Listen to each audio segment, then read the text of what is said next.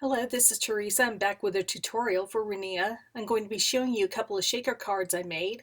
We're doing a special collaboration this month with Creative Embellishments, and I'm working with the Mermaid Tail shaker kit, and it's comprised of a few different pieces. There's a solid piece for the back and a few that stack up. And so I'm going to start by gluing on some of the turquoise starstruck foil from Rinea on top of that base from Creative Embellishments. And once I apply it and turn it over, I'm going to use a craft knife to just cut kind of roughly around it because I'm going to fold the edges over the back of this and just kind of mold it as closely as I can. Since I am going to be stacking the other pieces on top, it's not going to be so obvious if it's not exactly aligned with the edges or perfectly aligned. So I'm just going to spread some of that glue around before I start folding that over the edges and folding it in as tightly as I can. And then I'll be stacking those other two frames over there on the side before adding in the shaker pieces. So once I've got this nice and secured, I'm going to then put it aside, let it have a chance to dry, and then move on to gluing the little frames. Since there are three of these, I only need to glue together two of them because I'm going to need to decorate the top one, and of course the acetate piece needs to go between the one on the very top and the two that are on the bottom. So I'm using my coffee filter. It's going to capture some of my embossing powder whenever I add it onto this tail. I'm using some embossing ink on top of that piece before I'm adding this glittery embossing powder over the top of the tail, and then I'll heat set that to become the top decorative layer of the tail. If I had this project to do over again, I would have added this same embossing powder to the other two pieces, or at least on the sides of them because they are visible from the side.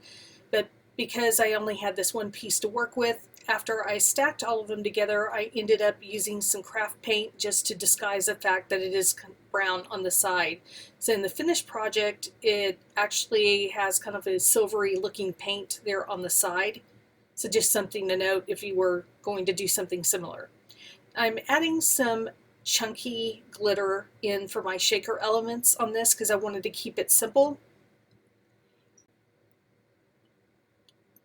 And there I have the finished shaker tail. For the background, I'm using some turquoise gold glossy Rinea foiled paper. I have a scallop shaped stencil that looks like mermaid scales, and I'm applying some Rinea Ghost ink, and I'm using the re-inker, and I applied some of that ink with a dropper on top of a makeup sponge, and I'm just dabbing it over top of the foiled paper. I gave it about 10 seconds before I started wiping away the ink color. So when I pull away the stencil, what I'll be left with is the pattern, and you'll just see the turquoise color left where the stencil was covering that up. And that will be the background for my Mermaid Tail shaker card. Now moving on to the Cupcake shaker kit. It's a very similar kind of thing as far as the pieces that are in this kit. And again, I'm going to use embossing ink to add some color to this, and I want to make it a chocolate cupcake, so I'm using some Nouveau chocolate brown or hot chocolate embossing powder for the top of this. And I'm not worried about masking off the bottom because I'll just use a paintbrush to brush away where I don't want the brown embossing powder to be, so I'm trying to avoid it covering the bottom where the paper cup hold or paper cup would be. So I fiddled with this a little bit until I get it as close as I want it to be, then heat set that. And even though you can't really see the color change here, it'll look really cool on the card because it will contrast with the background. So now you can see what the top of it looks like.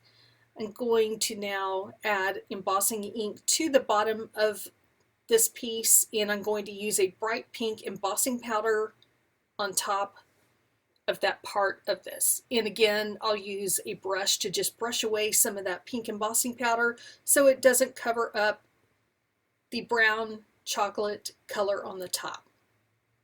And again, just heat set that until it is melted. And I'm going to use mocha gold glossy foiled paper with the mocha side up. I'm going to glue that on the bottom piece of this stack. So I'm basically following the same process as I did with the Mermaid Tail shaker that you saw me do earlier. So I will speed some of this up so it won't be quite as repetitive, since you've already seen me do this similar process. And again, I just cut around roughly around the edges and leave some hanging off so that I can fold it over and have the glue hold it to the back. And once that's done, I'll just follow kind of the same steps that I did before as far as doing the shaker part. But before I can do that, I need to add some more foiled paper because I want to cover up the bottom of the cupcake so that when the shaker elements are moving around, that the only time you see them are when they are actually at the top where the chocolate frosting part is. So as you can see, I am being more careful as far as cutting out the foil because I want this to be an exact cut exactly to the edge here. So I'm taking a little more time in making sure that's the case. And since there is some overlap on the inside, I'm going to also do the same thing with the X-Acto knife just to cut that cleanly around those edges and then remove that paper before finishing stacking up this piece for the finished card. And even though I don't show the construction of the final card, basically I just end up with a simple foiled paper background, and I also add some of the same shaker embellishments that I'm going to put into this cupcake onto the front of the card to finish it off. Now again, just adding some glue onto the pieces that stacked up.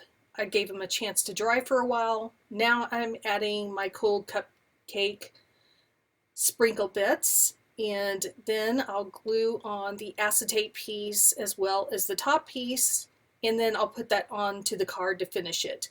Thank you so much for watching today. I hope you enjoyed this video. I hope you'll consider subscribing and leaving a thumbs up if you did. Here's some more videos you can watch until next time.